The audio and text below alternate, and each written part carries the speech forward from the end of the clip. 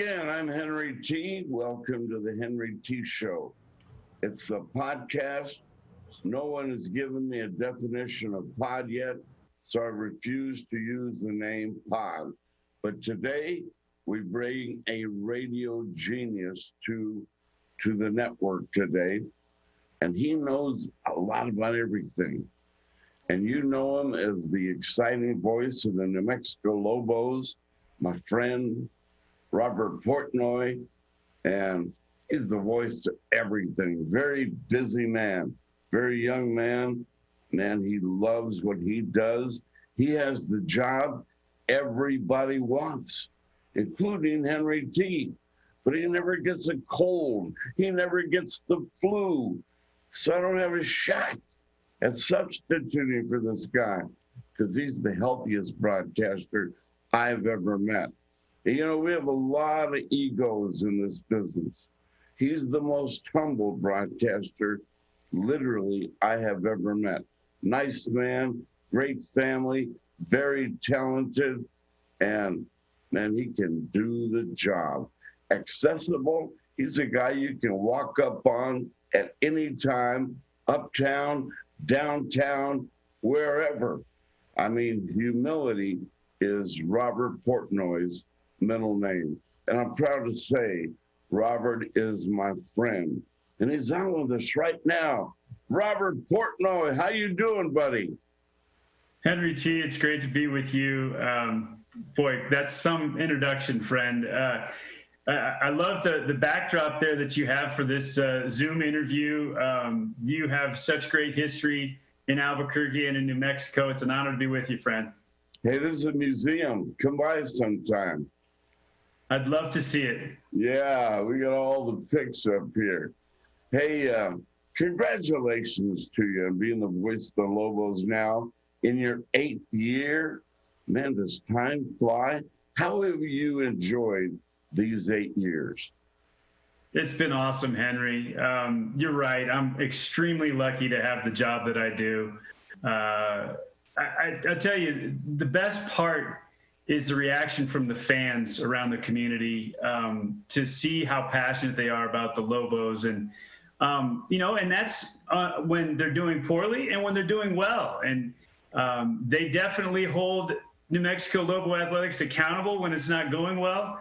And they're the most supportive of any fan base in the nation, of course, when it is going well. And I saw that firsthand when I first started this, Henry, back in 2013. That basketball team, the 2013-2014 team, went 27-7 and made the NCAA tournament and won the Mountain West tournament in Las Vegas, beating San Diego State. And I've seen the New Mexico football team go to back-to-back bowl games and win a bowl game in front of 30,000 fans at University Stadium. So I've seen the very best of it. There have been some hard times too, Henry, and the fans know that well. And they're as faithful as they come. They're going to stick it out, and it will get turned around. I love your dedication to your job. You're always well prepared. You carry like 6 attaché cases and full of good stuff. And I just love your commitment to the excitement of the game. The drama is great, but the information you give is second to none. I really admire the way you come to the game prepared. Well, Henry, thank you. I appreciate that. That means a lot. You're the pro's pro, and to hear that from you says a lot. And the thing that's most important to me is to try to humanize the athletes and their coaches and their staff and the people within the department. They're not just a stat. They're not just a jersey and a number. They're human beings, and I try to get to know them the best that I can and personalize them for the fans and bring their stories to the fans. I think those are so important. The X's and O's are critical, obviously, and the nuts and bolts of a broadcast are vitally important. But when I get feedback, it's for things like that, Henry, the background stuff that bring the fans closer to our student athletes, and that's what's most satisfying. Amen. You know, you work for great people over there. I really like the head coaches, and they're always fun. You know, they're always emotional. They're on a high or a low, and they're all over the place. And you have to recognize that because they just might have gotten beat like the other night. Coach Danny, he might not have been in the best mood to ask him anything after that game, but you got to read him. And that's one thing about us, we're psychologists sometimes. We got to know when to hit, when not to, give them space. How do you deal with that? Yeah, that's a really big part of what we do, isn't it, Henry? You know, I'll take this past weekend's game, for example, or Thanksgiving week's game. We played on Thanksgiving Day. As an example, it was obviously a difficult loss. Coach Gonzalez internalizes these losses so immensely. You can see that. You can hear it. He wants to win so badly, and he doesn't want to wait for a turnaround and a rebuild. He wants it to happen immediately, and that's what every coach wants. The most important thing for me, and it afforded a great way to get into the conversation with Coach without asking him up front what went wrong, right? I mean, that's the most difficult question, the hardest question, and the one that you don't want to throw out at the beginning. And so ask him about Trey Hall, because we saw how much discomfort Trey was in on the sideline there in the second half, and let him, you know, tell us the condition of his quarterback. And then we're able to work our way into the things that maybe didn't go the way he wanted on the field that decided the game. You're right, it is. There's a feel that you get for an individual, for, you know, the way things play out over the course of 3.5 hours. And you just trust your judgment. Now let's go back. You do your job with great passion. You're dressed like an athlete right now. You're an extension of the team. You got all the gear on. I love that about you. And but when did you really find the desire, the dream, the passion to say to yourself, hey, I want to do this for my employment someday. I want to be a broadcaster. When, where, how did that happen? I think it started with my dad telling me that you better be excited to get up when the alarm goes off on Monday morning. If you're not doing something that you're passionate about, if you're not doing something that you love, it's going to be a grind. And so that was the first thing. And he preached that to me from day one. And then my passion for sports, Henry, it runs so deep. Gosh, I started playing tennis basically as soon as I could stand. And then every other sport you can think of came after that. I was a 3-sport athlete at a very small high school in Phoenix. And like every other kid, my dream was to be a professional athlete. I mean, it feels like, I mean, isn't that every kid's dream if you have any inclination towards athletics? And so when I realized that wasn't going to happen, this was a natural thing for me. And the funny thing is, Henry, that my mom saved one of those things that you do in grade school for your teacher when she asked what you want to be when you grow up. And even back then, I think that I knew because she showed it to me and it said, I want to be a sports broadcaster. So this has been something that I've had in the back of my mind since I was a little kid. I do have some audio cassette tapes, some old school cassette tapes of a good friend of mine and I doing a mock broadcast of a baseball game when we were little kids. It is hilarious. It will never make the air, I promise. But yeah, this has been a lifelong dream. It really has. I disagree. Everything goes viral now. Give it a shot. Yeah, no, but it's interesting. Everybody has their own story. We all have our own way. You know, I've copied some from you, Mike Roberts, anybody and everybody. I say, hey, I like that. I'm going to put it in my game. But after a while, you learn who you are. It's your style. And the little guys around the state right now are copying Robert Portnoy. just like some of them around the state took a little bit of Henry T. That's flattering, but when it's all in the wash and it all comes out, it's your style. How would you describe your style? Henry, you make such a great point. For anybody that wants to get into this business, you need to find your voice. A mentor of mine once told me that the only thing that you can be consistently every day is you. And if you try to do something else when you're on the air, it's not going to sound the same from game to game, from day to day, from week to week, and month to month, and year to year. And it won't be authentic, and people will be able to tell. The thing that you have to find is your voice, and then just do that and trust that that's enough.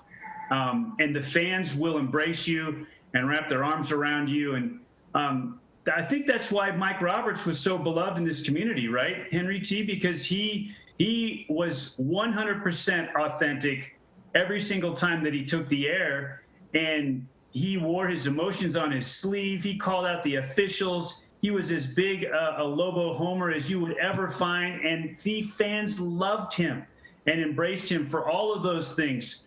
And he never changed, not one time, over the 4 decades, right? So that's what you have to be, is yourself. And once you find your voice, then you're on your way.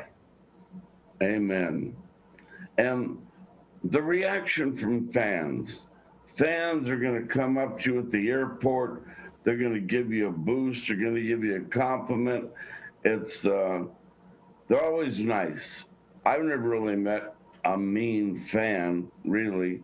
They're a little sarcastic at times, but for the most part, we mingle well. And I know I've seen them come up to you, little kids want your autograph, but you're always kind to them.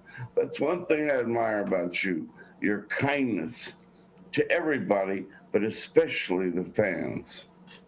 No, Henry, thanks. That's something that I have seen in you from the first day that I met you. Honestly, the way that you treat people, you treat everyone like gold, and it's a great example for all of us, young and old. And I've always thought that sort of comes back to you, right? I mean, the old adage of treat people the way you want to be treated.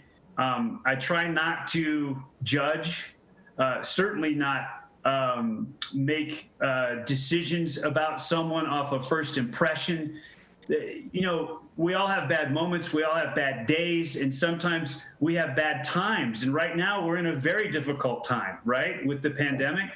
And it's very easy for us to let, since all this, hit back in March, that I look back on and I go, gosh, that wasn't really me. That was the anxiety and the stress of the moment talking, and I try to, it's young and old, treat everybody with respect and dignity, and hope that gets passed along. And honestly, that's really the only way, to me, to conduct yourself. That's the humane way to be, and that's the way I've always been my whole life. The inspiration in your life. I got to meet your mom in Las Vegas one night. What an angel. And I could see that lady motivating you. But sweet lady, and she supported you, man. I'm telling you, she was so proud of you. And tell us her effect on your life and your career. Yeah, we're coming up on the year's anniversary of her passing in December 17th of last year, Henry. And she touched everybody that she met in a very special way. And I appreciate you saying that about her. Huge influence on my life, both my mother and my father. Very fortunate to have just fantastic parents that were so engaged and so involved in everything that I did from a really young age. And I think that the kindness that you talked about, that comes straight from my mom. She never had a cross word for anybody. And she went through a ton at the end of her life too, dealing with a cancer fight. And so, an inspiration daily. And I've been thinking about her a lot here over the last few weeks, because Thanksgiving was her holiday, Henry. I mean, she used to host sometimes up to 15 of our family members in her house when I was a kid, every single year, year in and year out. And this was our first Thanksgiving without her. And so, we ate a little bit of extra turkey and a little bit of extra fruit salad that she loved to make, for her, because we missed her terribly. She was definitely a huge inspiration to me. Wow. All the sports are exciting to me, and I'm sure they are to you, but is there an exciting moment, whether it be in baseball, basketball, football, whatever you're calling, that is the moment of your career, that nothing matches that moment in all of sports? What is it? Oh my gosh, Henry, it's hard to boil it down to one. I'll give you a little vignette. I was just going through some old, we had to clear out Mom's house and, get it ready to move on to the next stage, right, when she passed. And I was looking through some old newspapers that I had saved, and I had saved 3 papers from the Inland Empire back in 1998 when I was calling my first professional baseball games, and I was fortunate to get to call a league championship. The San Jose Giants won the California League Championship in 1998, and I saved the papers from the 3 games that they won in the championship series against the Rancho Cucamonga Quakes. Now, I'll never forget the call of the championship moment, the last pitch, the strikeout that clinched it, and watching the Giants storm the field in Rancho Cucamonga. And is that the greatest moment that I've had a chance to call? No, but it certainly was a memorable one, and it was my first year doing this, and that's a long time ago now. I mentioned the 2013-2014 season, and I'll never forget the Lobo basketball faithful, more than 10,000 strong, pouring down onto the court at the Pitt West Thomas and Mack Center when they beat San Diego State for the tournament championship, in March of 2014. That's an incredible moment. There are so many of them, Henry, across, the decades that I can't pick just one, but those are a couple. Yeah, and you went to a category that's tough to describe because there's millions if you go just to the Lobo team. But in baseball, I was trying to go to your favorite play in baseball. Mine is a base runner. I don't think the networks do as good of an exciting a job as they possibly could, following the base runner from first all the way to home on an isolated camera. I would love to see that more. Basketball, steal, fast break, alley-oop, dunk, win the game. Football, man, nothing like that kickoff return or a big defensive play in the final minute of play to win the game. Odd, but I'm odd. That's Henry T's list. Do you have a favorite play? Wow. I'll tell you a single play that obviously is going to stand out for all time for Lobo football fans is that day in November in 2015 when Holly Holm head kicked Ronda Rousey on her way to retirement, right? And the same night, Markel Bird made the tackle inside the 5-yard line on the blue turf in Boise, and the Lobos beat Boise State. That play, the lateral, the craziness of that final sequence, and Boise State coming so close to bring him down and secure the win. That one stands out. And you're right about the kick return. The kick return is an unbelievably exciting play. The other thing that I love too, somebody that everybody remembers well, Neon Deion Sanders, when he caught an interception, it just turned into electricity. Like every time he had the ball in his hands, you thought he could take it the distance, whether it was on special teams or when he was on defense. And I don't know if there's ever been a more electric runner. Wow. That's why he's got the name Showtime. Yeah, he's fun. That's the other thing, personalities of the sports. There's an open door policy now. There's not so many restrictions. I hope they never return, but a little celebration never hurt. We, the customer, we pay our bucks. We want to be entertained. And that kind of stuff fires me up. I'm not going to be grumpy-faced Henry T. if I see a football player dance and prance in the end zone. What a moment. He's worked all his life for that moment. And it's fun and the crowd's going crazy. I love entertainment. How about you? You're right. I mean, sports is in the entertainment business for sure. And, you know, it's funny how, to go back to baseball again for a minute, the old guard is so upset with when the younger players do things that, you know, in the unwritten rules of baseball are showing up an opponent, right? And the reality is that in today's world, those are the things that the fans like the best. And when you think back to even the old school days that those same people embrace, it was the personalities back then that we really attached ourselves to, and those were the things that stood out. I mean, Reggie Jackson standing at home plate and staring at a home run is no different than somebody flipping a bat and dancing down the first baseline when they've touched one off. To me, it's just an evolution, and we need to evolve with sport and with the athletes. And you're right. Let them celebrate. Let them have fun, because we need the next generation of fans to embrace our games in the same way that the previous ones have. Amen. Game day for a broadcaster. My heart goes like this. Man, I'm nervous. I'm perspiring all day long. I'm preoccupied with game day and then game time. Oh, look out. I'm totally somewhere else. I mean, but I'm really right there in the moment. Game day for you, game hour, game time. What do you like? Oh, it's the best. I mean, that's why you put in all the preparation and all the time, Henry, is to be at the live event. And I know that you know the sports broadcasting business from all different angles. And, you know, when you're getting started in the business, something I did consider and think about was being a TV sportscaster.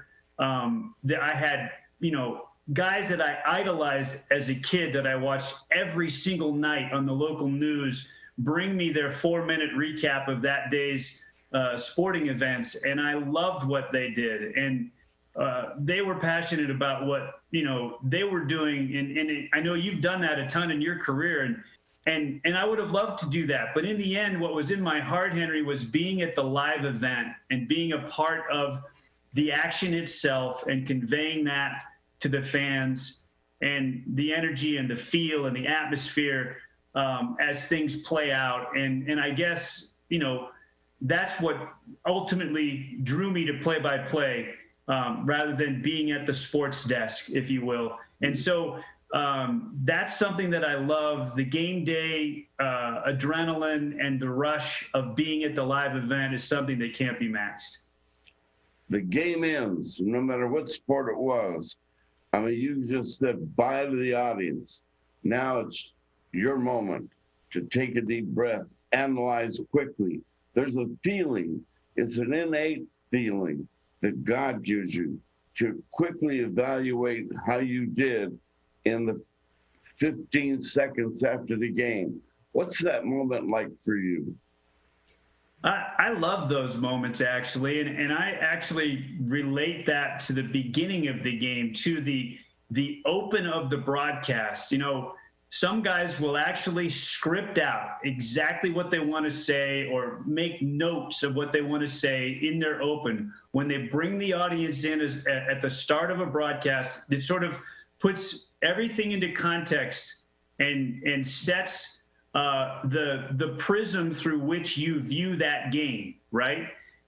I love to think about that in advance, but to me, it has to be organic, and I want it to be what I feel in the moment. So I've got some ideas in my head, but, you know, we didn't get a chance to do this season because of the pandemic, but part of that is walking around down on the field, talking to people, seeing what the weather is like, getting prepared for the game. That's part of it. And then you put all that together with the preparation, and then you go into that first moment and you know exactly, it just comes to you the way that you want to frame that particular game. And then in the post game, I think it's important to remember the frame that you put around the game and decide how the narrative fits with the idea of what you thought might happen that day. And that helps you make the right call, say the right thing post game after the game is over. Wow. And he's articulate too. Did you hear that, ladies and gentlemen? And I saw it all. Before you go, I was just going to say, if you ever get the flu, man, if you ever get a cold, hey, could you do a brother a favor? Throw me in there. There's only one problem. You're going to have to get the National Guard to get me out of that chair. Henry T. will get you a phone call for sure, my friend. No, we love what you do. I love your vigor. I was going to ask you, you know, you're such a happy guy. And every time I see you, you're with your beautiful wife. You're with your children. Man, I honor that because you put them first. God bless you, Robert Portnoy. Oh, Henry T., thank you so much for having me. You are definitely a role model for all of us in this industry, in this market, and we appreciate you and your passion. And let me say this, over the years, something that I have observed about you that I think is second to none is your appreciation for and your passion for the kids in this community and how much they mean to you, and the way that you've given them exposure over the years is second to none, and thank you. Wow. Hey, you got your GameFace on. I can tell this Lobo football team, they're getting closer and closer. I love the fight in them. Give the audience watching us today your impulsive overview of this high-energy football team and Coach Gonzalez. Oh, they're playing with such a fire, Henry, and they're leaving it all out there. Those sound like cliches, but they're not. We hadn't seen this, I don't believe, in the same way over the last couple of seasons. The observers who are paying attention, the fans who know and who watch every game, they can see the difference between this year's team and what we've seen the past couple of years. Oh, yeah. It's just the beginning. There's a lot of time that will be needed for the turnaround to happen. Be patient. Coach Gonzalez and Coach Long have this program on the right track. Amen. Hey, I'll tell her it's an honor, ladies and gentlemen, to have Robert Portnoy on the Henry T. Show. He's tough to get, and I mean it. He's at the top of my list, but he's busy because he commits himself to his commitment to you. He loves doing what he's doing. And if you see him on the concourse, on the floor, give him a shout and let him know how much you appreciate the voice of the Lobos, Robert Portnoy. Way to go, champ. Thanks a lot, Henry. Great being with you. Same here. Take care. Hey, I've had you on my show. I've never done your show. What's up? It's a great point. We'll have to see how we can figure out how to make that work. I'm just kidding you, man. Have a great day. Say hi to Hunter in the near future for me, and George and Preston, great Lobos of the past. It's a great team out there. Congratulations. Will do. Thank you so much, Henry. All right, see you. Robert Portnoy. Wow. I got to get an autograph with this guy. He is special. And I love the way he sounds. I love his commitment. And we're proud to have him. We're elated to have him represent us, Lobo fans. But like I said, man, if he ever gets a cold, if he ever gets a flu, and I don't want him to get sick with anything, but I want him to take a day off and he'll say, who can do this show tonight? Henry T, here's his number. Come on, Rob.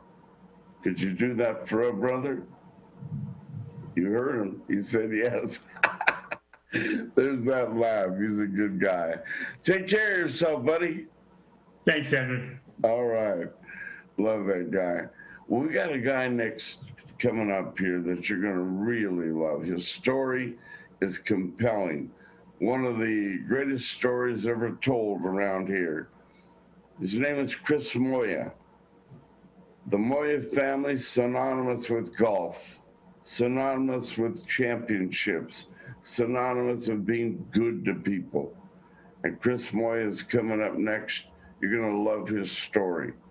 I mean, it's a life and death story. And don't miss it. He's coming up next. And I just want to let you know that I've got a museum here.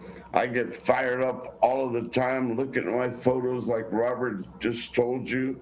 And I hope Chris Moya is there. And maybe we'll get a thumbs up from our producer if Chris is there already waiting to get on the air. I hope he is. But if not, I'm going to bring down a photograph right now that we can take Robert off the screen, and let's see if you recognize that photo while we wait for Chris to get on the air.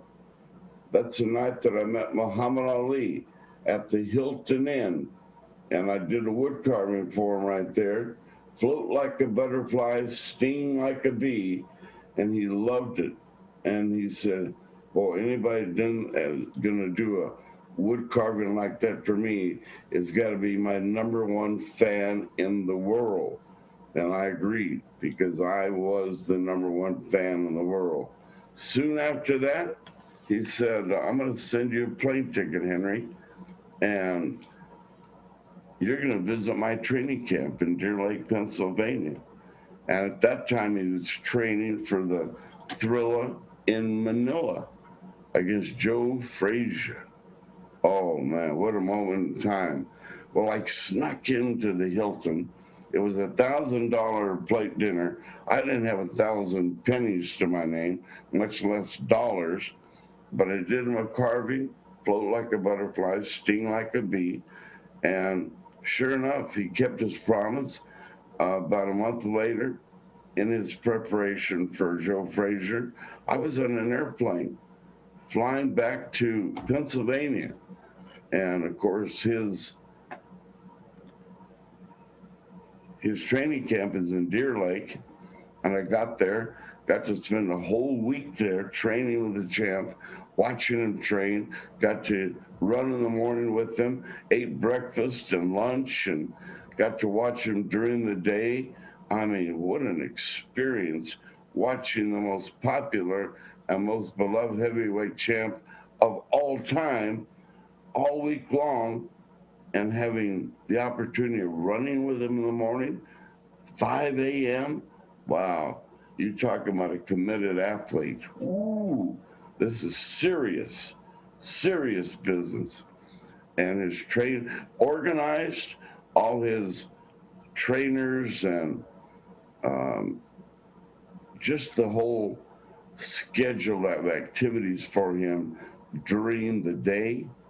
Phenomenal how organized and how committed all of the people working for Muhammad Ali were to get the champ in shape. They got him so well put together, so well conditioned. He went to Manila and beat Joe Frazier. Remember the Thrilla in Manila? That was in 1975. And one of the most dramatic, if not the most dramatic fight of his career. And we'll never forget it.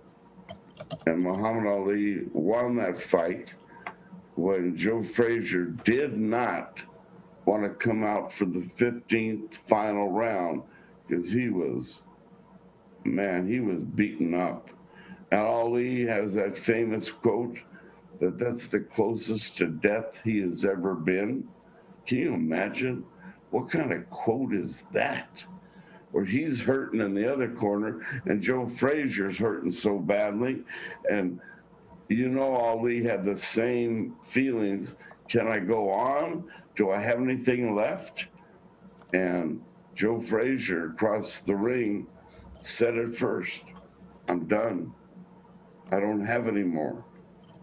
White flag or white handkerchief goes up, and it was over. You saw the relief on Muhammad Ali say, yay, I don't have to fight another round. But the whole world was watching. Do you recall that? Oh my goodness.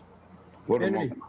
But for me, it all started here at the Hilton Hotel, where I gave Ali a wood carving, and Elijah Muhammad was there, Leroy Bierman, the New Mexico governor, and the next day there was a story in the newspaper, Boys Club director meets Muhammad Ali, and the Leroy Bierman, our editor's right there, and he wrote the story, and it was an amazing event. I think now it's time to go meet our next guest. He is Chris Moya. Chris has got one of those stories that's once in a lifetime. Heavy on the lifetime, because he went through a life or death situation. His family synonymous with greatness at Los Altos Golf Course. Chris ran the business, also a pretty good golfer. Uncle Billy was one of the greatest athletes of our time in our city, great golfer.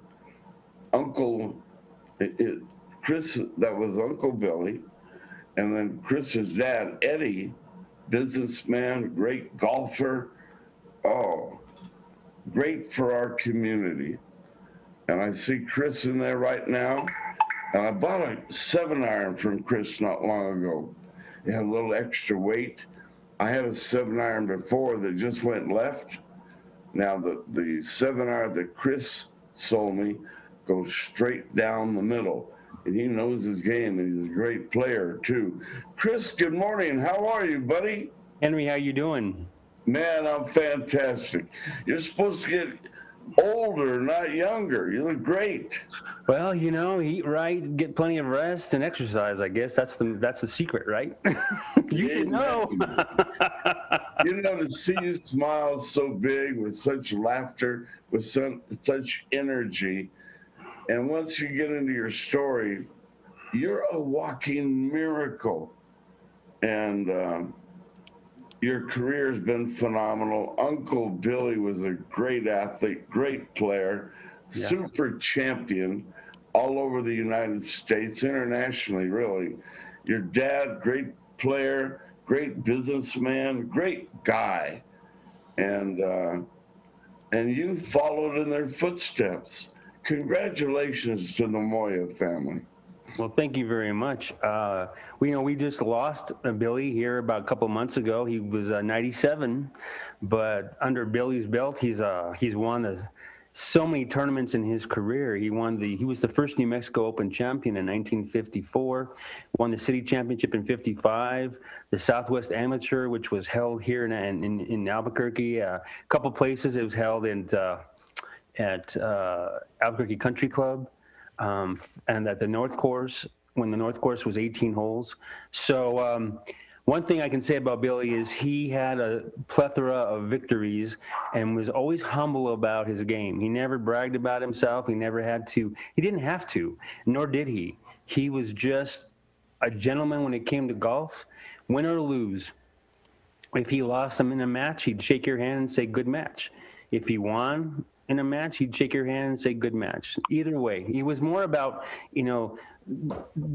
about being the gentleman on the golf course. He thought at a high level, especially in his game. People respected him for what he could do. And again, he never bragged about his game. My dad, on the other hand, was more of the businessman. You're right. And he, between my dad and my uncle, they gave so many lessons over over 90 years combined experience at Los Altos.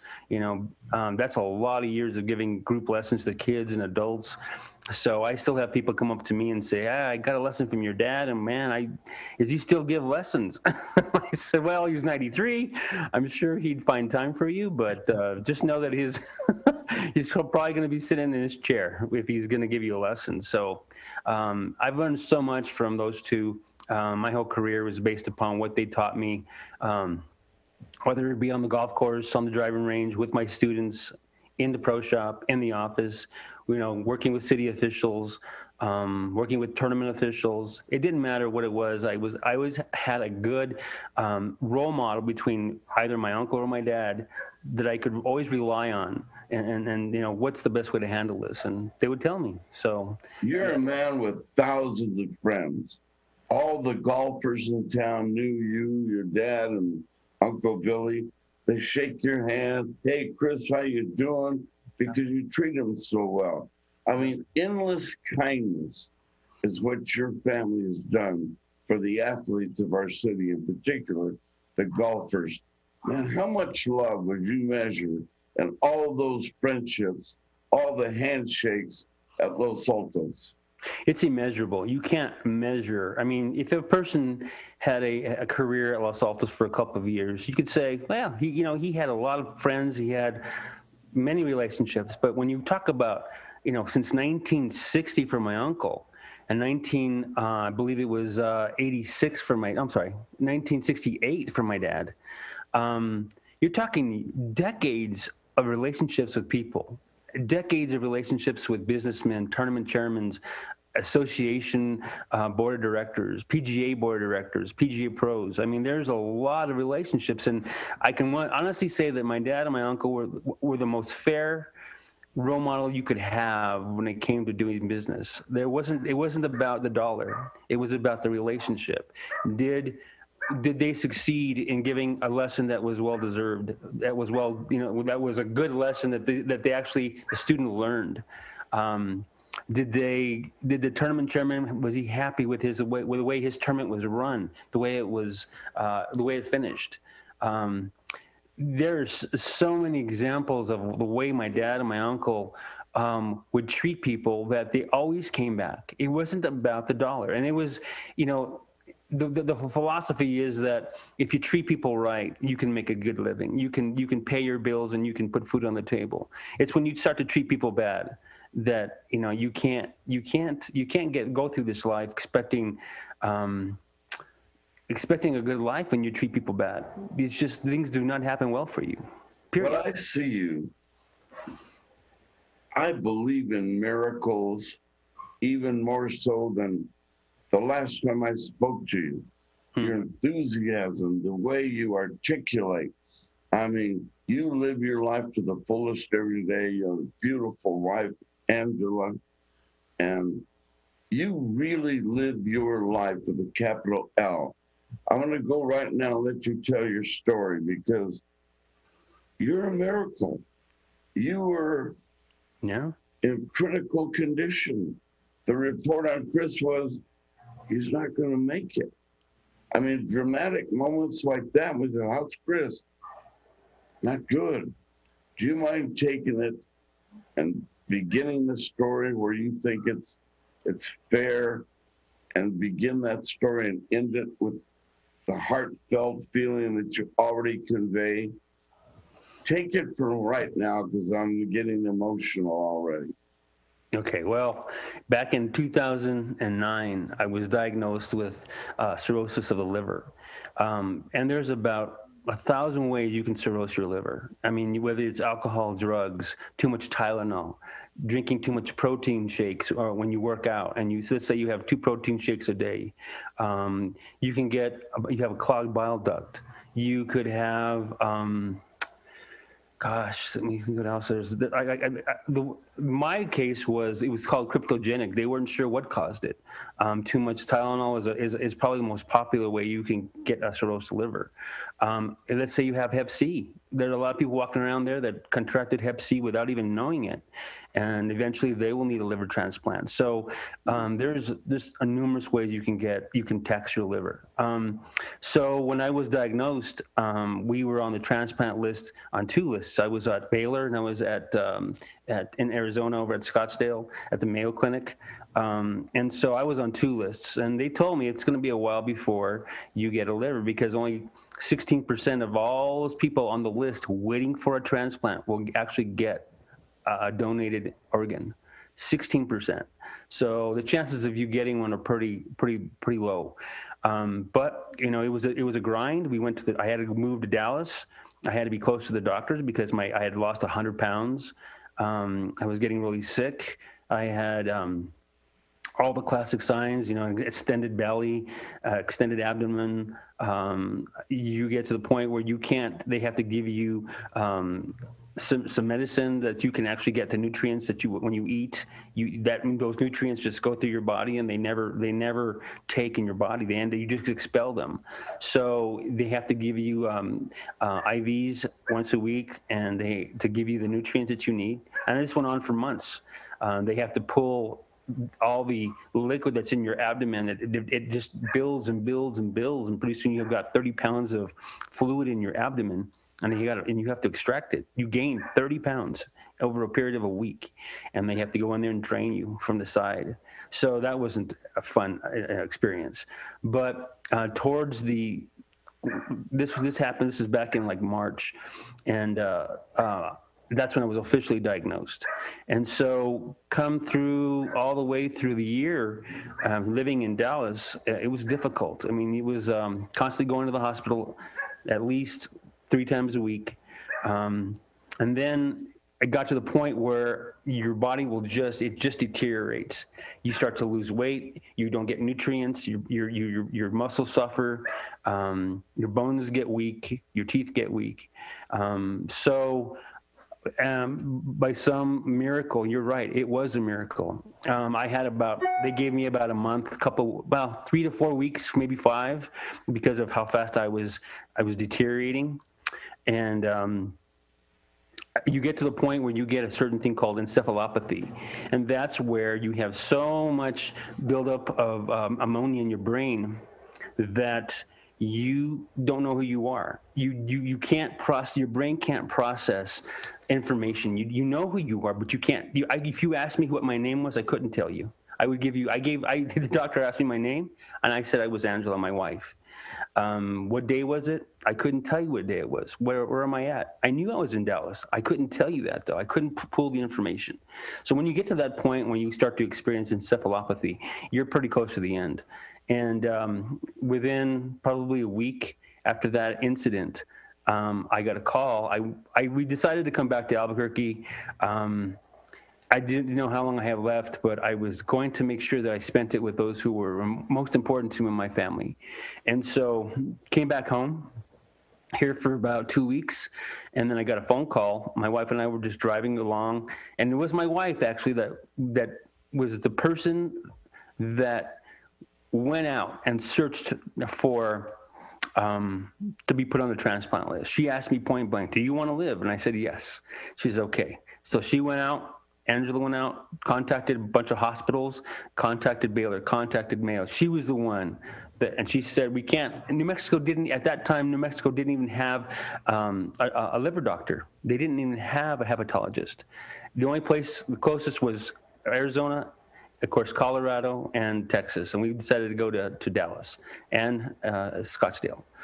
And so I get the call, and they say, well, we have a liver for you. So, and I mean, I could feel myself. I could feel myself starting to physically get weak, couldn't process information.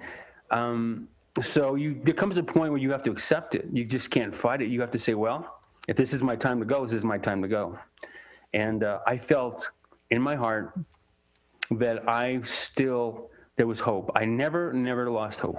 I felt that our answers, our prayers would be answered, and they were. So we got a phone call, and October 13th, we flew out to Dallas and got the transplant, and it was a success. So that's 10 years ago. That happened 10 years ago. I'm on my 10th anniversary. 2010 is when I received it, and Henry, I can't tell you the experience of people praying for you and hosting events to raise money for you and to always thinking of you and sending you messages and hoping you're getting better. It's so humbling. You become so humble of the outpour of love to me. You know, my wife and I were just overwhelmed with all the love and prayers. And I tell you what, it gives you a whole new perspective on the word hope. On that one simple word, hope, you get a different perspective about it. And every day I live, I don't even have to remember the experience because the experience is in me. And I just know that every day that I have, make it the best that you can, because tomorrow is not guaranteed. It's not guaranteed. And never lose hope. Those are the two things that I took from this is, you have to be the best person you can be to truly affect people. And you can affect people in a positive way. And some people need that. I needed that. I needed all that, the love and support. And I was given that. So in return, I will do the same thing to those who need it. So kind of like you never ever look back. I reminisce thinking of all the lessons that I learned, but they're embedded in me now. And so now every day I live, I know that God's got my back. My wife has got my back.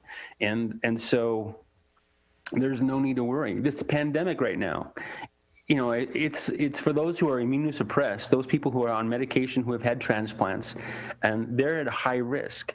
And so they have to be careful. But does it stop me from making a phone call to see how people are doing, or to, I coach St. Pius boys and girls varsity golf, talking to my team, boys and girls, and seeing how they're doing, making sure that they're not feeling, it's depressing not to be able to play golf. It's depressing not to be able to practice and to compete. I understand why we can't, but can you shed some hope on people? Can you give them a sense of a ray of sunshine that uplifts them? And that because spring is around the corner, we have a vaccine.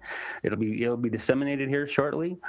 I'm excited about the spring. I am excited about the fact that they found a vaccine, and not so much for me. I'm staying put. I am not going out. I won't put myself at risk.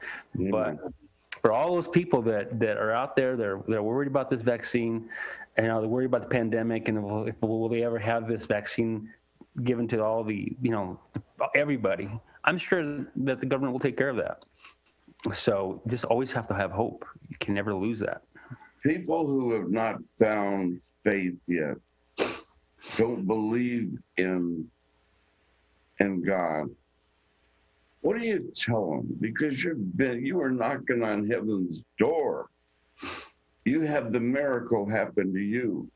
If it's not too private, what's the obvious answer when you see somebody with no faith at all? Oh, you'd be surprised how many people out there don't have faith, or their faith has been whittled down to a thread. And I always tell them that no matter how they feel about God, God will always remember them. God loves them. So at the most strenuous times, when there's not enough money in your bank account to pay for bills, or there's no harm in believing in a higher power. There's no harm in allowing God to enter into your life and take over. We're here for a short time anyway. I mean, you figure, my Uncle Billy lived to be 97. My dad's 93. My, their older sister, Josephine, lived to be 97. They all had long lives, but in comparison to what we're at now, time is flying. And we're here for a short blip.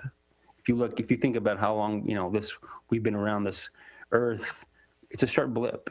And so, you have to believe that there's something greater. You can feel it. You feel love in your heart. You can feel that. But you can't. It's not tangible. You can't hold it, but you can feel it. And so that's powerful. Just like God, you can't feel God.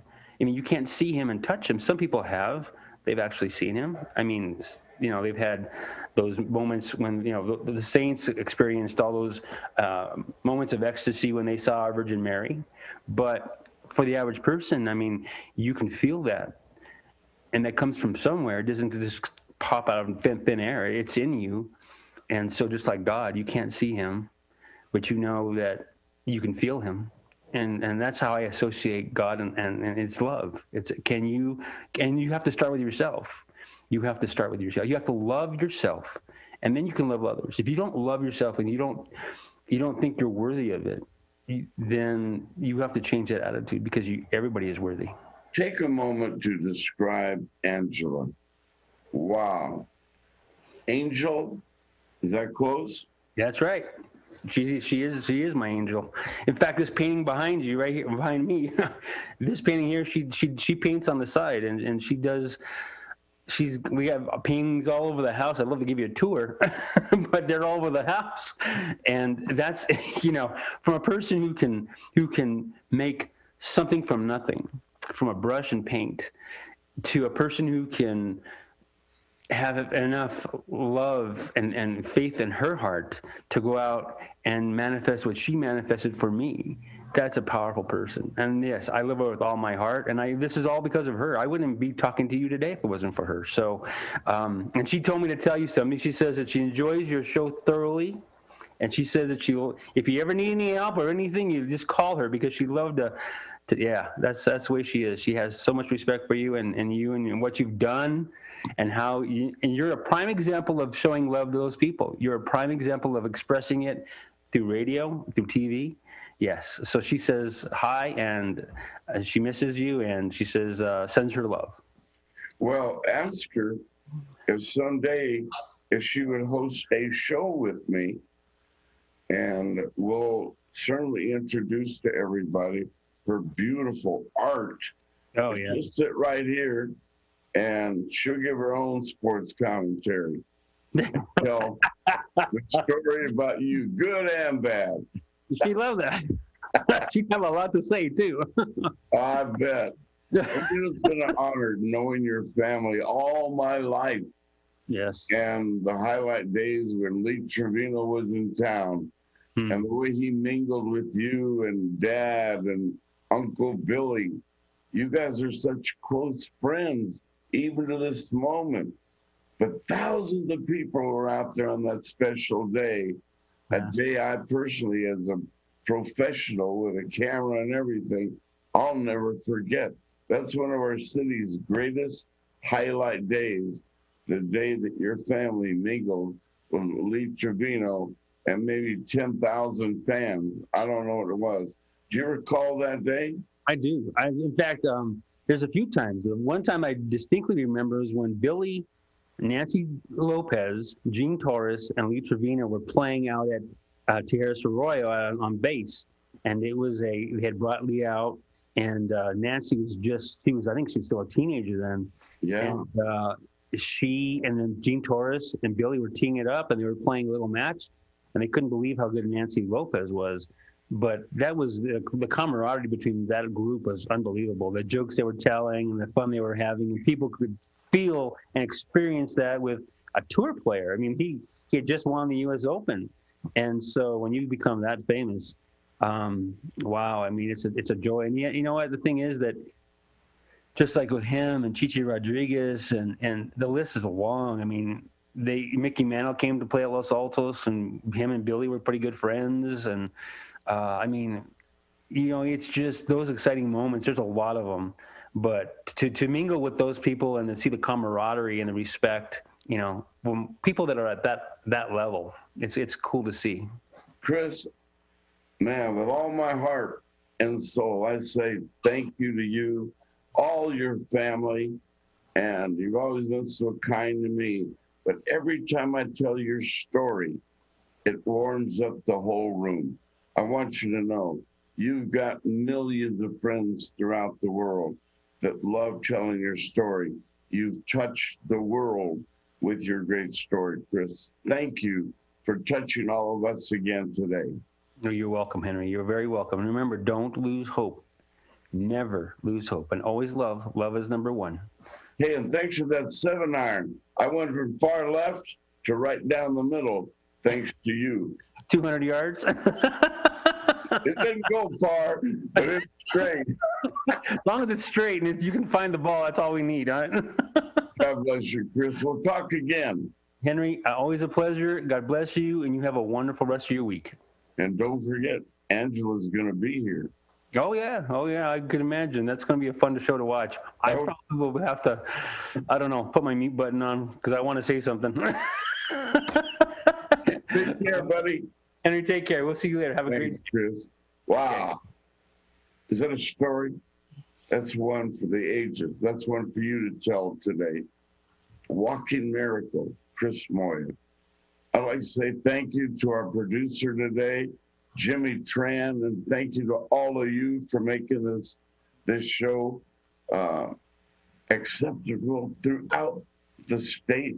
The numbers keep growing. Amistoy Drywall, Hydro Bar with the Baca brothers out there, and Chris Baca and our Tim Baca and his son, and Julie Baca, the mom, supporting us, Kevin out there at the canteen, and Indigo Mortgage, all of our friends, and being on Big ProView Network now. What an honor. And Comcast 26, Gov TV. It's an amazing experience. I had better say bye. I think I'm over my time. God bless all of you. Thanks for being with us today on Henry T Live. What is it? I don't even know what the name is. GameFace Live, Henry T. Henry T, GameFace Live. And throw the word podcast in there somewhere. I'll see you later. What a great day. Thank you. See you soon.